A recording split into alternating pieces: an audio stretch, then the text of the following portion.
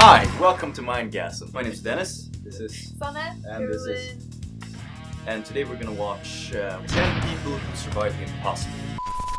Okay, so just from the title, what do you expect from this video? I expect 10 people who survived the impossible. Yeah. Why? That's what I get It's out of the just title. The title tells It's kind me of out that. there, but I guess okay. gut feeling. Yeah. Yeah. Something more? No. Okay. So, have you survived a scenario which could be viewed as impossible to survive? Yes. This. Of course you have. No, I have. Oh, okay. Of course you have. A lot. Care to tell us? Several times. Several times. Sanne knows about it. Most of them. I was Tell us drowned about when I one. was little. Not really, but I had like I thought that. I was out running when I was a kid, and then tractor eggs, the big white ones with cow food in them. Oh. Yeah, The white ones. yeah. Oh. The sugar cubes. And there was this farmer. He had a farm there, and he had hundreds standing on an acre. And and I was like, "Oh, so fun to run on!" So I started running on them, Oh. and then I hear the tractor coming. And it was lines with him, And he was, first of all, he was the nicest guy in the world. He just survived cancer. He was super. So I was like, "Fuck!" So I hide between one or two of these hundreds, at the end of the line of them. So I sit there hiding, think he's gonna drive past, and then I feel it coming closer, and then I just feel it pressing slowly against me. Oh. I can't get up, and I'm like, I'm gonna die, because I thought it was gonna push them together. And I see the spears coming on side of me, and it's just coming, and I can't breathe. I'm like, and the only thought I had was like, I'm dying. Oh shit. I really want to hear the scream. I screamed, but he couldn't hear it, He's at and I just feel it coming, and I can't breathe. I'm like, I'm dying. And then suddenly it loosened, and even though I couldn't physically actually stand up, I was able to get up and fall on the side. And can you imagine his shock? I was this kind of kind of person who didn't want help either. So even though I couldn't stand up, I couldn't breathe, him, anything else, he was like, "Oh my god!" He was like, and I'm like, I'm fine. He was like, "Oh my god, should I?" And he was like, "Should I call an ambulance?" But I knew that my mom would get angry because she hates doctors. And he was like, "I need to drive you home." I was like, "Okay, I'm fine." And he was like, and then I actually felt fine for a while. I was like, "Okay, it hurts, but I'm okay," which is crazy because my head, everything, because I was able to do this, my nose wouldn't get crushed. Yeah. So I was able to do this, and everything just Ugh. And then he was like, "But I'm driving home." I was like, No, I can run home. And I was like, "No, you're not running home." And then when we went to the car, because I think it was the adrenaline, so I couldn't feel anything. And I was gonna open the car door, and I was like, I tried to take it out of my hand, and I just collapsed because my whole left side was crushed. I was gonna make a joke and say I survived 2020, but After that, I'm done. roll the clip now. We're Some super say exclusive. lightning never strikes the same place twice, but 62-year-old Melvin Roberts begs to differ because he's been struck 11 different times in his lifetime.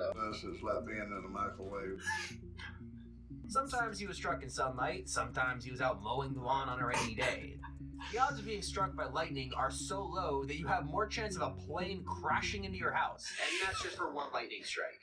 Roberts has been struck 11 times and yet has still survived. Yeah, what but I most heard of us that would too. consider pretty impossible. But after the fourth time, it must have been like, So, "Oh, here we just go again." another damage. Yeah. Dante Atulo. He was performing routine construction as usual when his Ugh, automatic smell nail job. gun recoiled unexpectedly into his head. Well, the nail actually. The craziest part of all this, though, is that he was completely oblivious to it happening. He just sucked it up, kept on working without thinking twice, all the while having a 3.5-inch nail embedded in his brain. Talk about toughing out shift. He kept it like this for about a day and a half before beginning to feel nauseous and then eventually. It's probably fine.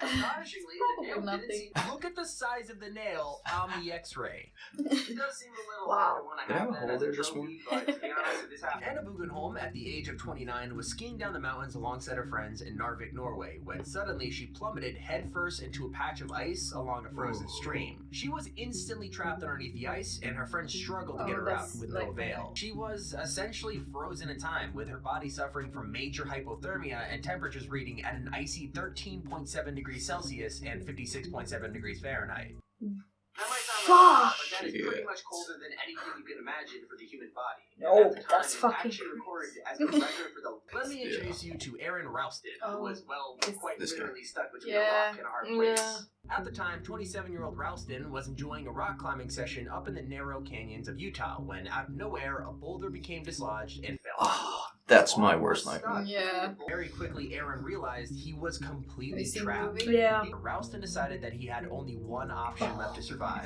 to cut off his arm. Through sheer willpower and logical thought, he even managed to climb out of the canyon one-handed before being rescued by a helicopter search team sent by his family. Harrison O'Keen was sailing alongside his shipmates in a tugboat when it randomly capsized and sank 100 feet below the ocean's surface.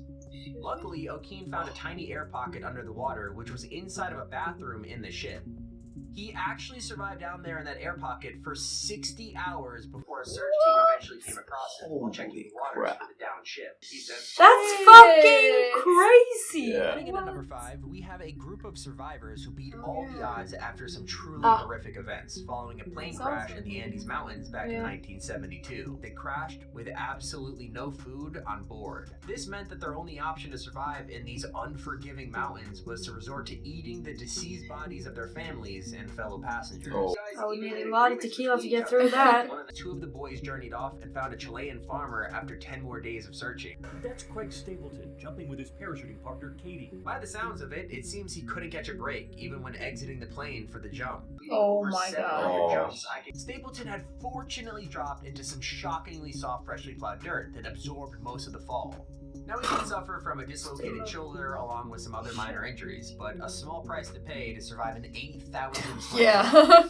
Oh my god. Yo. You know those commercials that speak out against drinking and driving? Well, Carlos Rodriguez and his horrific experience is a living Whoa. example of exactly why you should never do it. This incident happened when 14-year-old Carlos was drunk and got behind the wheel of a car.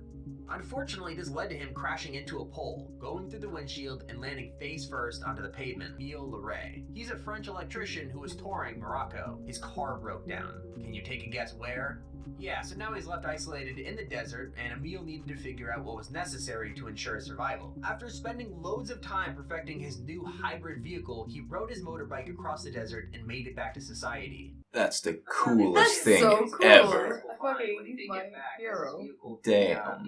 Okay, that's insane. But his head, though. Yeah. The dude's head. Yeah, shit. Yo. It's like Oh, a- It was that like was so half fucking his good. head is gone. It was like a mind trick too. Oh, like, from the front, it was Yeah, like then when he turns, a- Whoa. Oh. shit. Yo, and the fall. Yeah. Which survival story was the most mind-blowing? Like, I think... mind-blowing. I mean, the girl surviving depends. underwater with a body temperature at 13? That's fucking crazy, though. Yeah, It's that's like a true. frozen But body. It's just that he like rebuilt his motorcycle. That was like. That's the coolest one. Yeah, that's the coolest. coolest So it one, depends for sure. on which Yeah. aspects you're looking at. But also the dude stuck, like when he fell down when he was mountain climbing, when they had Yeah. the window, and he actually cut off Oh, yeah, his that's- own arm, Yeah. and it's like the strength to do Yeah, that it's- though, through the it's bone, intense. through everything. Oh Yeah. yeah, that's true. You have to cut Yeah. through. Didn't he like bite as well because his knife wasn't sharp enough or something? Yeah. Like that? I think he like bit through some stuff as well. No, but can you imagine the pain? And to be able to stay awake till the arm was Yeah, gone, exactly. not pass You out. also have to break your arm. Yeah, Yeah. you have to break the bone. Oh, Ah, yeah, it takes a lot of. that takes fucking the. Yeah. Oh. Oh god. Yes, maybe. Yeah. Yeah, I I think know. that one because Yeah. he survived down there for so long, and Yeah. then decided with this knife I'm gonna cut off my own arm. Because Yeah. the other stories, they didn't have a choice. Like they fell, they survived. They had a Yeah. boat, but they had the air pocket. Yeah, the boat was also. Yeah, but, But he still. he seemed kind of fine. Yeah, and then but you have of like course scary. yeah, but then also like you have the woman who's right underwater, but she passed out. Like the man Yeah. falling, like the motorcycle, that's cool, but like the arm, I think that's like And even you though you know also, the story. yeah, you first have to wait, then realize no one is coming. Yeah. Yeah, that's fucking cool. Yeah. That's cool. Yeah. So that's the most mind-blowing one, and the motorbike thing is the coolest one. Yeah. Would you guys have been able to cut off your own arm? Nope. I think I would pass out. Yeah, me too. I would not. But I mean, I would definitely try if that was my only option. But can you imagine, like, you start here and it hurts so much you think you're gonna die, and you know I have the whole arm left. Yeah. And when you need to break the bone, Yeah. it's just like, I need to break that bone. And Cut the whole arm off, and they're like, oh, that's the wrong arm. Do you know any similar stories? Yeah. I knew someone in their class, and they were like, have you seen Norwegian Opera House? It's like, the roof is like made out of stone, and it's super far up. It's like super far. It's like tall as fuck. And he decided to jump from there to kill himself on a school trip. I think it was a school trip. Oh, so shit. he jumps down, and guess what? He fucking survived. Did he break everything? Yeah, but he was able to walk after. He did like rehab, but he didn't like get paralyzed or anything. Oh, What? shit. Right? And it's far, and he lands on like concrete, like stone. Been there a lot of times now. Like the time after, I was standing on that roof and I was looking down. I was like, how? All right, Okay. but thanks for watching. See you next time.